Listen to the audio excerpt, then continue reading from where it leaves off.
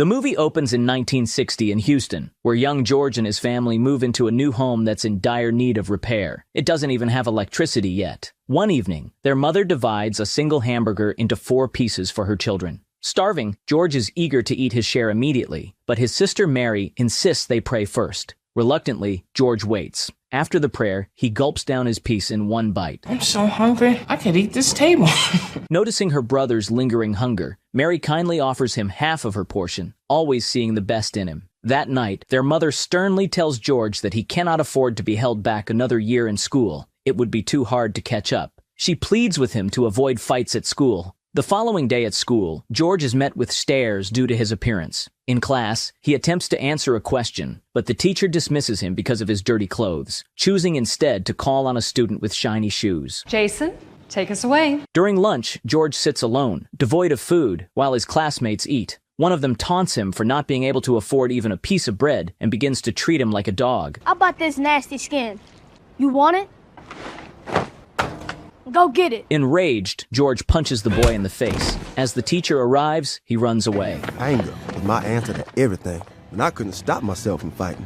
It was the only thing I did well. Years later, George and a friend are loitering outside a bar when a drunk man stumbles out. They decide to follow him, planning to rob him, but soon discover the man is a police officer in a sting operation. Surprise, boys. Been busy around here, huh? The police arrive and chase ensues. George escapes by hiding under a house, and the police arrive with a dog. George covers himself in sewage to avoid detection. The disguise works, and the police, along with their dog, fail to find him.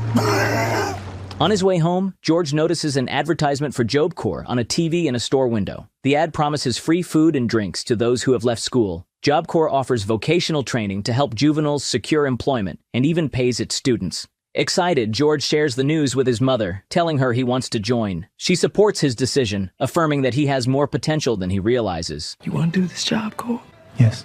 Then do it right, George. Don't come running back home because you're missing me. Finish what you started this time. A few days later, George arrives at the Job Corps in California. At the entrance, a guard outlines the rules for him. Inside, he immediately clashes with another guy, Desmond, over a bed. It's just a bed, man. In his duffel bag, George finds a new pair of Converse sneakers and a note from his mother. Desmond watches him with envy. George struggles during his electrical class, drawing laughter from other students. He responds with a tough look, clearly used to resolving issues with his strength. The next day, Desmond is listening to music while George tries to study. Frustrated, George unplugs the record player. You have something against music? Maybe I do. Jeez, you always this pissed off? When I'm trying to study. Desmond, sipping from his hip flask, offers George a drink, which he declines. However, during their conversation, they begin to bond. George's mood lifts when Desmond invites him to the chow hall. Now you're talking. Eager to wear the new Converse from his mom, George is disappointed to find them missing. At the chow hall, Desmond advises him to report the theft after they eat. He shares with George that he's the reason there are extra brownies in the cafeteria today.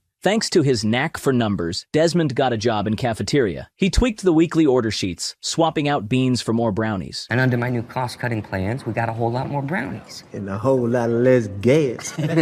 George notices a guy wearing his stolen Converse sneakers. As the guy sees George's glaring look, he panics and dashes off, locking himself in his dorm room. Undeterred, George breaks down the door and nearly throws the thief out the window. Just then, Doc, hearing the commotion, intervenes and breaks up the fight. Outside, George tries to justify his actions, explaining that his mother had worked hard to buy those shoes that were stolen. Get in the car. In the car, Doc presents George with 2 choices. He can either send him to jail or send him home. In the time you've been here, you punched out 3 corpsmen and 1 innocent door. Did disrespected me. The door, too? Offering money for a bus ticket, Doc is prepared to expel him from the program. George pleads with Doc not to kick him out. I can't go home, Mr. Brothers. This place, it's all I have. Please. And feeling sympathetic, Doc decides to give him another chance. He asks if George ever boxed. Just street fights. Talking about boxing, not fighting. It's a sport with rules. Doc, who turns out to be a boxing coach, notices George's strength and suggests he join the boxing club. You big enough and ugly enough. You want to learn it? George eagerly accepts. The next day at the gym, Doc introduces George to his sparring partner.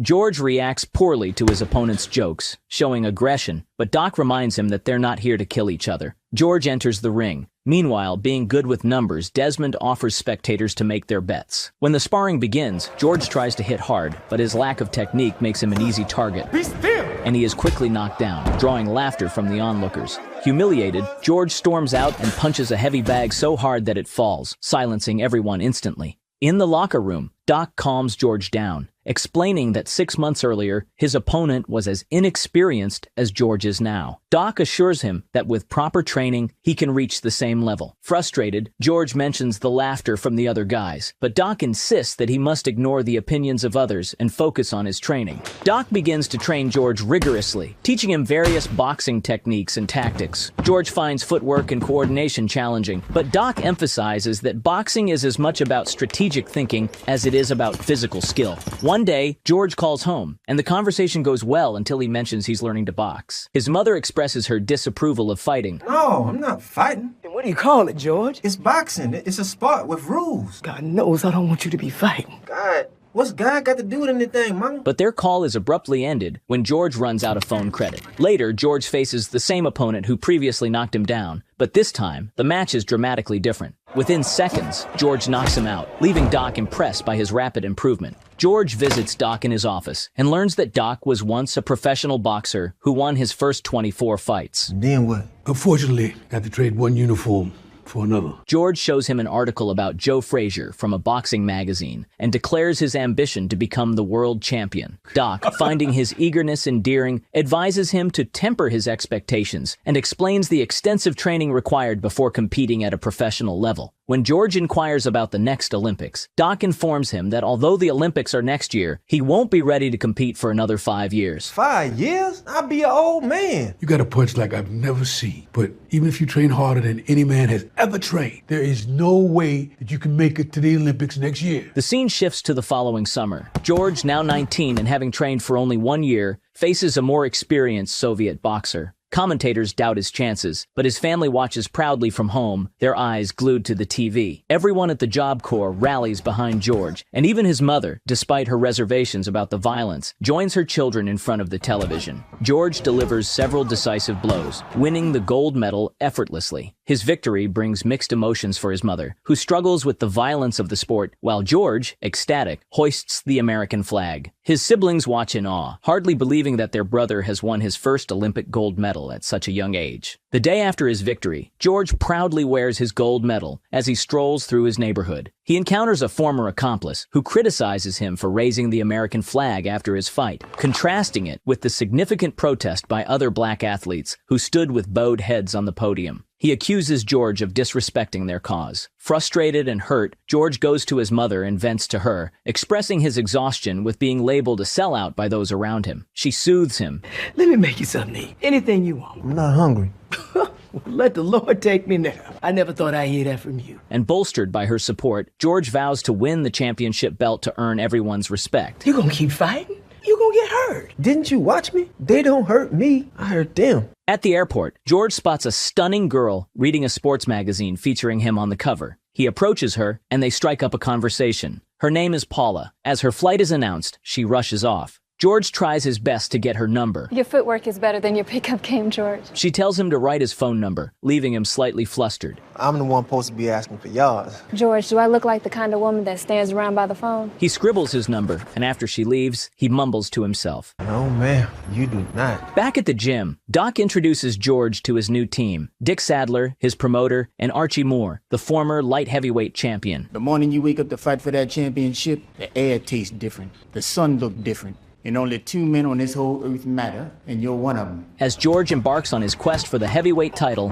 he defeats his opponents one by one, each victory bringing him closer to his goal. Under his coach's guidance, he prepares to face Joe Frazier. Meanwhile, Paula calls George, and they begin dating. She becomes a regular at his fights, supporting her boyfriend as he improves his record to 22-0. Eventually, George and Paula get married. Do you take this woman to be your wife? You bet I do. After securing his 36th win, his coaches announce that he is ready for the title fight. The big day arrives in Jamaica, the title fight between George Foreman and Joe Frazier. George is the underdog, especially since Frazier defeated Muhammad Ali 2 years ago, and hardly anyone believes George stands a chance. The crowd chants fervently for Frazier. He takes a heavy left hook early in the first round but responds with powerful body shots. Frazier lands another of his signature left hooks, but just before the round ends, George delivers a massive uppercut, knocking Frazier down. The bell rings, giving Frazier crucial recovery time. Undeterred, George dominates the subsequent rounds, knocking Frazier down several times until the referee is forced to stop the fight. To everyone's astonishment, George is declared the new heavyweight champion of the world. At the after-party, George is surrounded by cheers and a flurry of journalists. Amid the excitement, a charming woman catches his eye. He also approaches Desmond, offering him a role as his financial manager, acknowledging his knack for numbers. Impressed but taken aback, Desmond agrees, promptly pouring out his drink, as George insists he stop drinking. Later, George returns to his hotel room to find that same woman on his bed.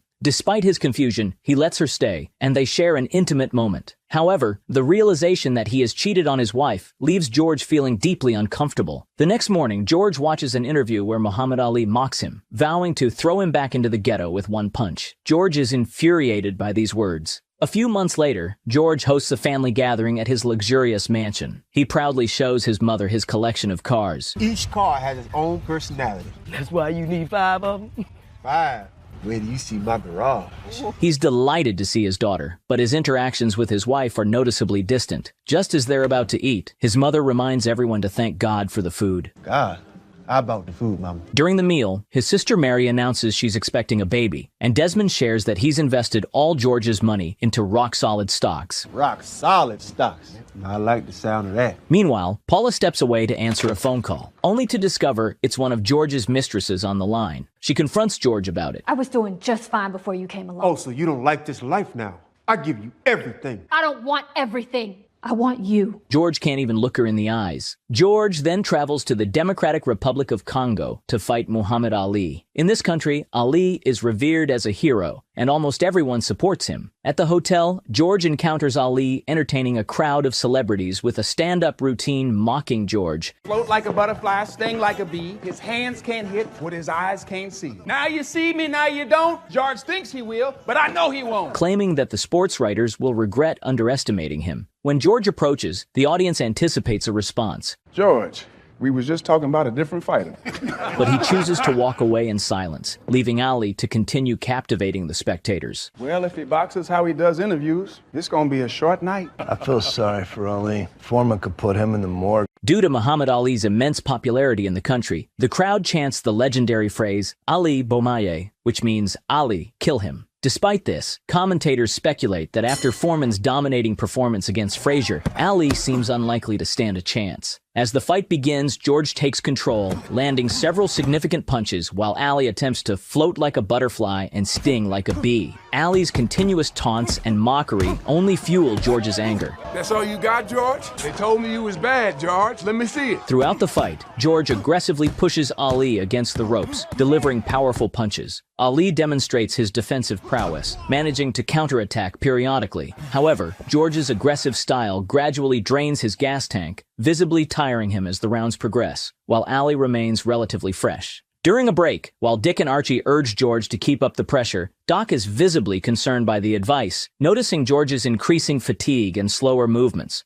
By the 8th round, it's clear that Foreman is exhausted, and Ali begins to dominate. He lands several forceful punches, eventually knocking Foreman down onto the canvas. Ali wins the fight by knockout, marking Foreman's first defeat. The audience erupts in admiration for their hero, Muhammad Ali. After his defeat, George reevaluates his life. Realizing that he had been blinded by his aggressive nature, he decides to make amends. He calls his wife, vowing to never leave her side again. But Paula, feeling detached and hurt, asks him to sign divorce papers instead. Seeking comfort, George visits his mother and confesses that he has dismissed Dick and Archie, blaming them for his loss. His mother supports his decision, offering him solace. Later, in an attempt to prove his strength and regain his pride, George decides to fight 5 boxers in one day. However, the rationale behind this challenge baffles everyone. Doc urges him to abandon this reckless idea before it's too late. During the event, Muhammad Ali joins the commentators. Heavyweight champion and world-class clown Muhammad Ali about to join me at the table. Clown?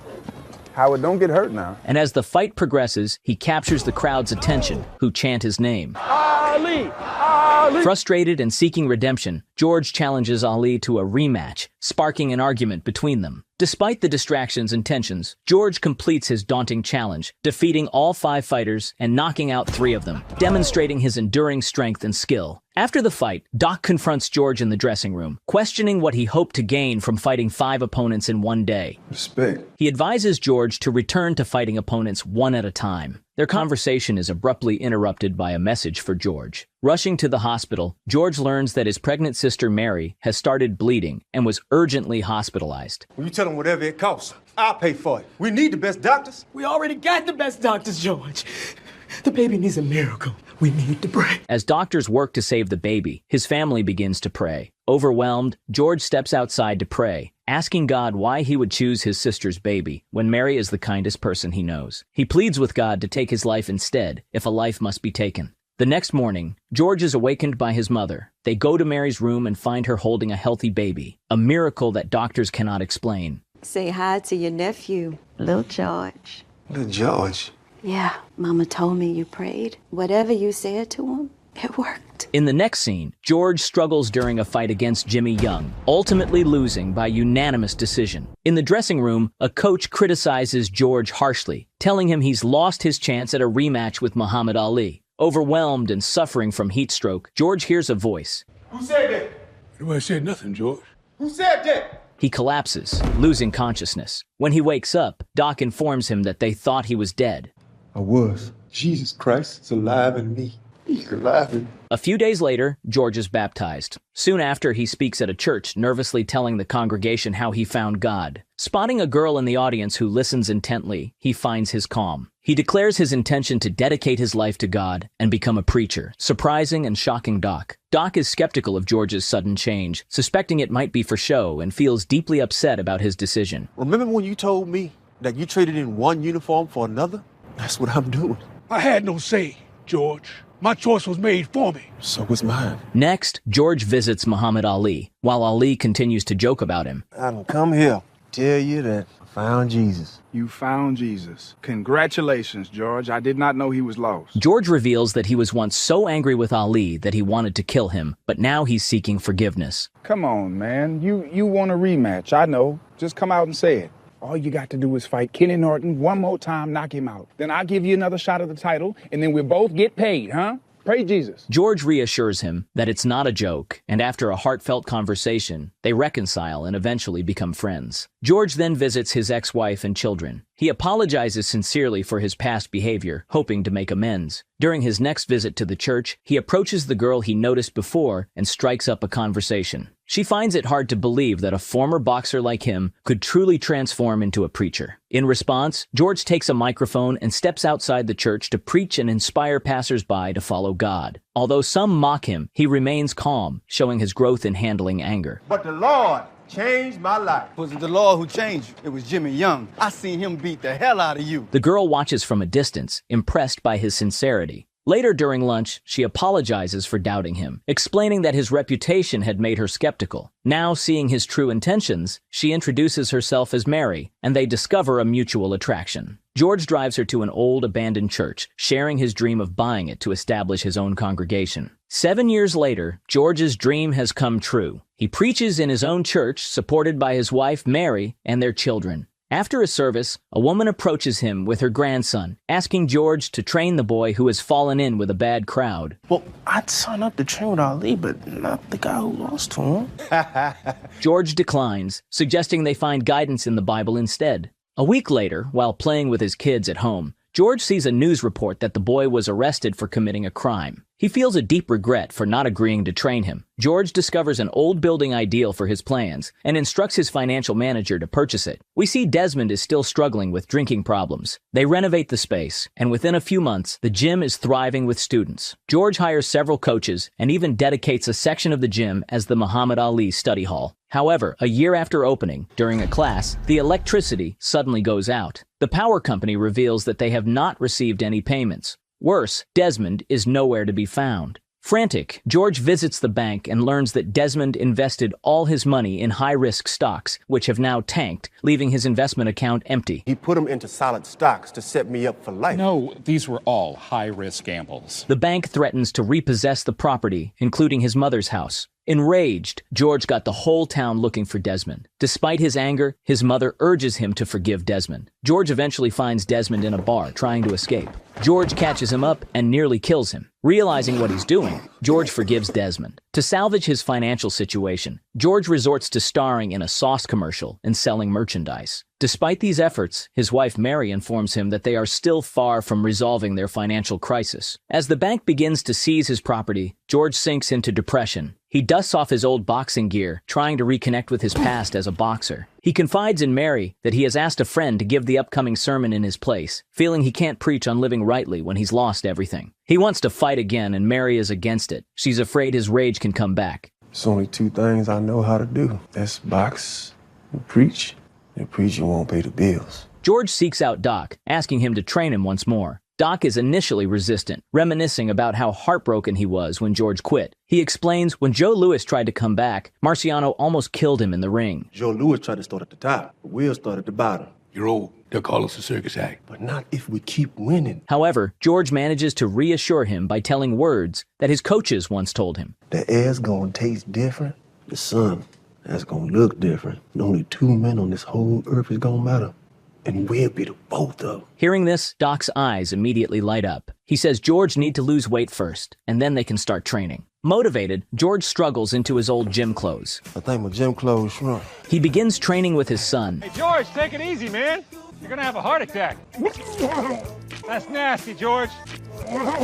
He has hard time during workouts, supported unexpectedly by Mary, who helps him stick to his diet. After months of effort, George successfully makes weight and returns to Doc, ready to train fully. During a sparring session, George's speed is lacking, and he struggles to keep up with his opponent. Doc assures him they will adapt his style with new techniques. In the middle of the night, Mary wakes from a vivid dream. In the morning, she tells George that she had a dream. In the dream, the Lord spoke to her and showed her a vision of George winning the heavyweight championship again. He's gonna lift you up in the middle of that ring, so you'll lift him up in front of millions of people. Before his comeback fight, Doc suggests they need George's old anger to win, but George insists on approaching the fight without succumbing to his rage. It's fight. It's boxing. It's a sport. With rules. George enters the ring against Steve Zowski, telling Doc that he's scared to take his robe off in front of all these people. Last time they saw me, I looked like Superman. But now you look like the Michelin Man. This ain't no beauty contest. Everyone notices George is overweight. As the fight begins, George acts too calmly, even holding back his anger after getting punched after the bell. In the second round, George begins to dominate, leaving no chance for Zowski. Seeing that his opponent can't fight back, Foreman demands that the referee stop the fight. Stop the fight. Do your job. Come on. News of George's triumphant return spreads, celebrating him as a hero to fat, old, bald guys everywhere, marking a remarkable comeback not just in boxing, but in his personal journey as well. After a remarkable streak of 24 wins, 42-year-old George Foreman faces reigning champion Evander Holyfield in a match billed as the Battle of the Ages. Despite a valiant effort, George loses by unanimous decision. Post-fight, when he visits his bank, all the employees cheer for him. Although he didn't win the match, George is stunned by a payment of $12 million from HBO for the fight. Despite the financial windfall, he tells Mary that his job isn't over yet. Maybe I heard him wrong, George. You heard him right. He did his part. We have to do ours. 3 years later, Michael Moorer defeats Holyfield to win the title, and now George is a contender once again. At 45, no one believes George stands a chance against the 26-year-old Moorer, a powerhouse with 30 wins by knockout and the first Southpaw heavyweight champion. Moorer's undefeated record and formidable prowess make him a daunting opponent. How can you beat that man? As the fight unfolds, Moorer dominates the early rounds, with George barely hanging on. Everyone at his gym, including his mother, roots for him. After the 9th round, his cornermen suggest he should throw in the towel. 9 rounds against the best in the world. There's no shame, son. However, in the 10th round, George lands a devastating right hand, knocking Moorer to the canvas. Against all odds, George Foreman wins the title, becoming the oldest heavyweight champion in history. Thank you. I thank you. We did it. We did it. The movie then reveals that at 45 years old, George regained the heavyweight title after losing it 20 years before. George and Muhammad Ali became great friends, speaking by phone almost every day for the rest of Ali's life. In 1998, Charles "Doc" Broaddus was inducted into the World Boxing Hall of Fame. Today, George continues to preach at his church and run his youth center in Houston. Guys, if you're interested in making money on YouTube, check out my personal channel by clicking on this picture or the link in the description. On my channel, I'll explain how to start a YouTube channel, create videos, and monetize them. I hope you enjoyed the video. If so, please leave a like and let me know what you think about this movie and George Foreman's career in the comments.